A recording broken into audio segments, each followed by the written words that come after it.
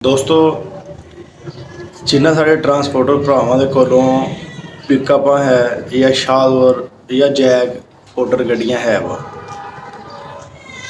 अगर वो चाहते हैं कि ईद दे 3 दिन गड्डी चलान और हर दिन का उन्होंने 10,000 रुपया मिले बचत सारे खर्चे अखराजात कढ़ के तो 10,000 रुपया उन्होंने हर रोज़ की बचत मिले तो फिर वो लोग मेरी वीडियो एंड तक देखन।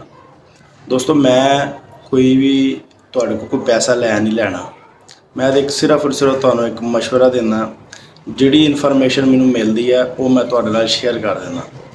अगों दोस्तों काम करना ना करना वो तुहाडी अपनी मर्जी है।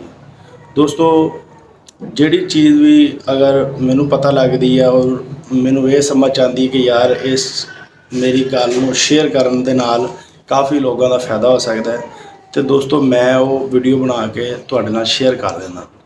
दोस्तों हुण साडे कई ऐसे ट्रांसपोर्टर भरा ने जिहड़े कि जिन्हां ने इन्ना कमाया नहीं होना और ईद ते वो बड़े टेंशन दे विच होणगे कि यार ईद किस तरह गुजरेगी तो पैसे भी इन्ने जेब दे विच नहीं है।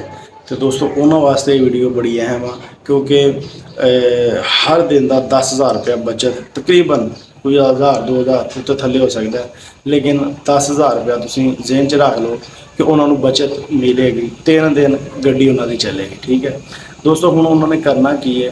दोस्तों तुहानूं पता है कि ईद कुर्बानी ईद है, कुर्बानी की ईद हैगी है तो गली गली महल्ले महल्ले दे विच वो कुर्बानी करते हैं तो दोस्तों सुन्नत नबी भी अपना अदा करते हैं।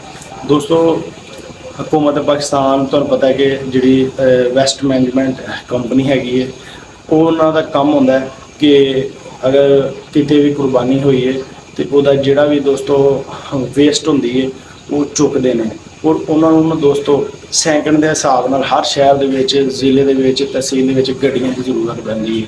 तो वेस्ट मैनेजमेंट कंपनी जी हैगी है वो फिर इन्ना उन्होंने को गड्डियां नहीं होंदियां तो फिर वो गड्डियां प्राइवेट हायर करते हैं। तो दोस्तों तुसीं करना ये है कि अपने ज़िले दे विच जिहड़ा भी दफ्तर है वेस्ट मैनेजमेंट का उत्थे रबता करना जाके उत्थे उन्होंने दसना कि साडे कोल फलां गड्डी है कागजात अपने नाल लै जाने ने ते दोस्तों उत्थे जाके अपनी गड्डी रजिस्टर करवा लैनी है और फिर तुहानूं कॉल करनगे अगर उन्होंने ज़रूरत हुई।